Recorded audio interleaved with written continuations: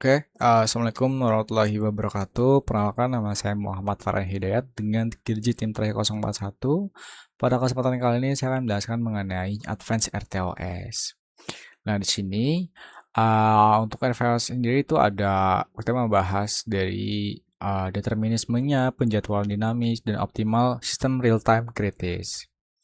Lanjut, di sini itu ada analisis scheduling dengan RMS. Jadi rate monotonic scheduling. Jadi prioritas ditentukan secara statis berdasarkan periode atau T.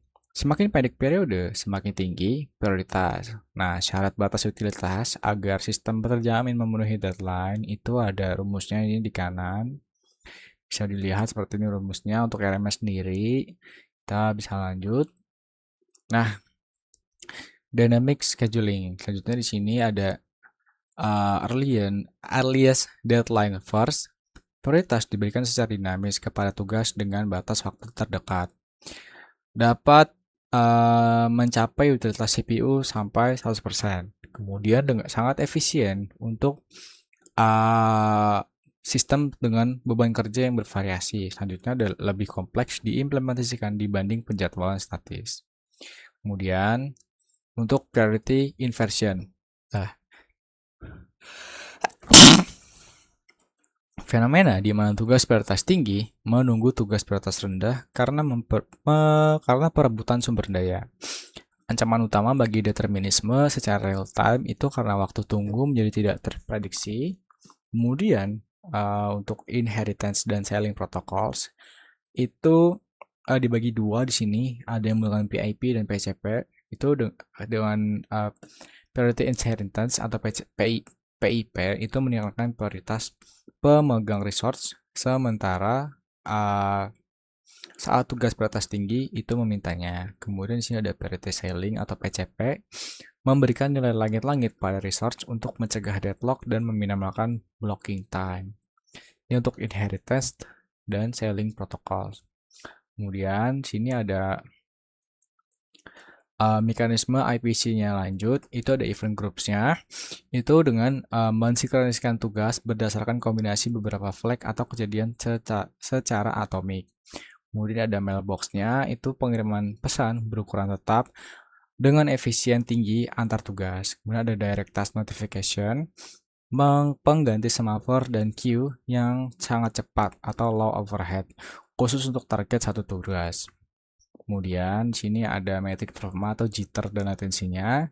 Di sini determinasi adalah kuncinya. Latensi, interupsi, dan durasi konteks switch harus konstan variasi dalam durasi yang ini disebut jitter ya.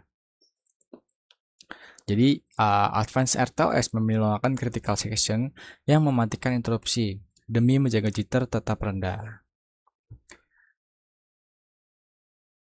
Selanjutnya di sini ada advanced memory management, memory pools dan versus heap ya.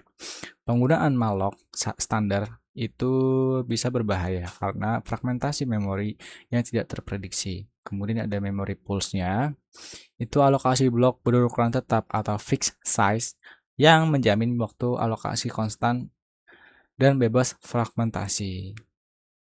Kemudian ada pencegahan deadlock, itu yang pertama itu ada resource ordering, itu memastikan semua tugas meminta resource dalam urutan ID yang sama untuk mencegah siklus tunggu.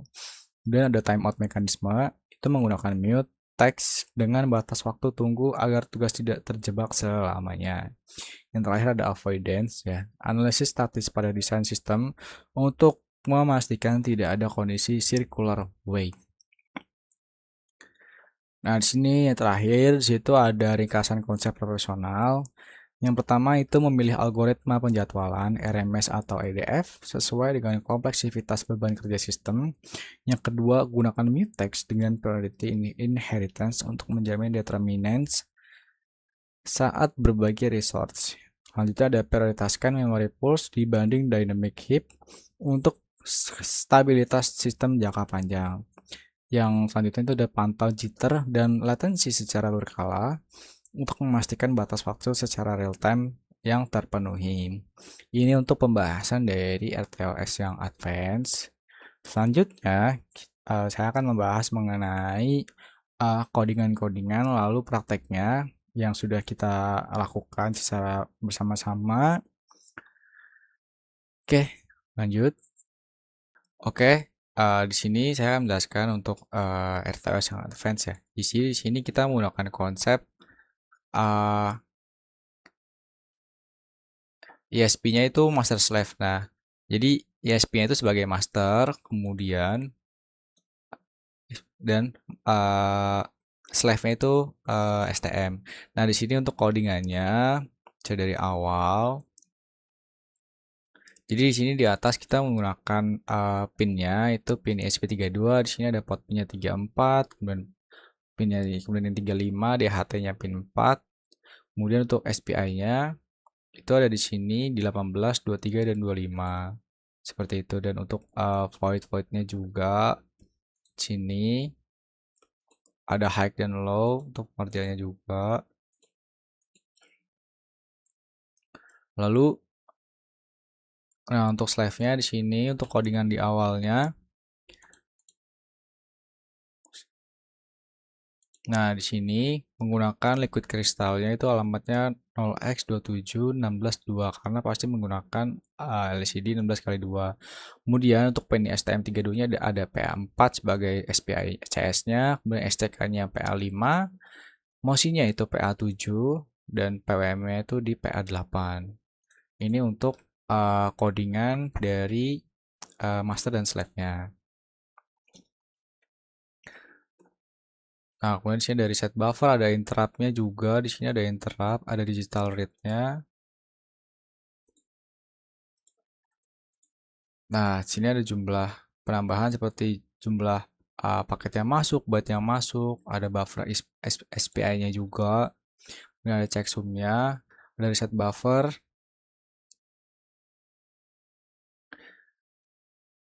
Ini ada update LCD-nya juga, bakal diupdate ke depannya. Oke, lanjut. Di sini untuk serial monitornya. Jadi untuk tampilan serial monitornya dari SP32 STM32 kan tidak bisa menggunakan serial monitor.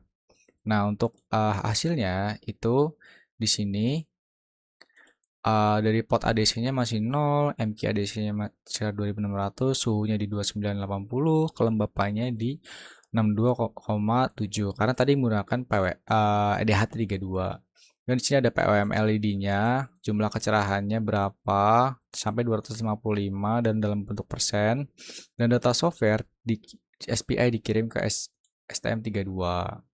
Ini untuk uh, serial monitoring dari hasil program project kami.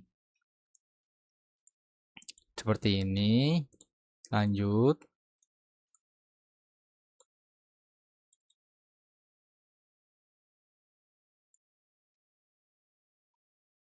Oke.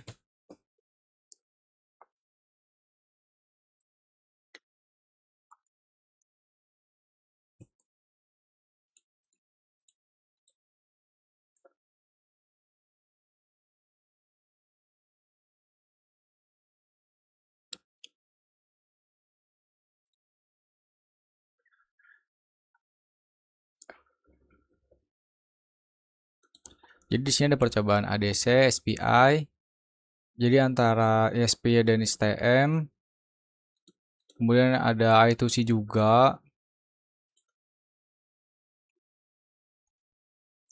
Kemudian DAC-nya dari Potensio. Dan dibaca ke PWM dari LED-nya. Tadi kan ada jumlah persen untuk serial monitornya. Yang mengubah kecerahan LED dari redup ke terang dengan potensio. Lalu cara kerjanya dari ESP itu ngebaca dari DHT22 M7 sama nilai ADC dari potensionya. Terus kemudian dikirim ke STM32. Nah, nilainya ini ditampilkan ke LCD I2C. Nah, di sini akan berganti-gantian dari potensinya itu berapa, LED itu berapa, kemudian ada MQ-nya statusnya waspada, kemudian ada temperatur kayak tadi ada DHT22 kan dan humidity-nya sekian. Dan potensinya ini LED-nya 100% karena tadi sangat terang. Ini menunjukkan bahwasanya titik terangnya itu semaksimal segini yang sudah di SK tadi.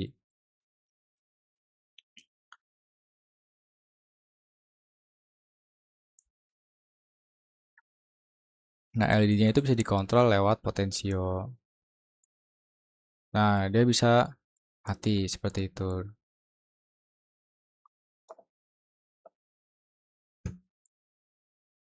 Nah, dia akan teredup seperti itu. Dan jika benar-benar mati, nah dia akan transfer 100%. Seperti itu untuk pojok yang 11.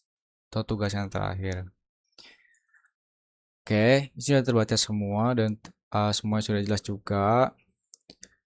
Itu aja untuk yang ke-11 untuk Realitas Advance. Kurang lebih mohon maaf. Assalamualaikum warahmatullahi wabarakatuh.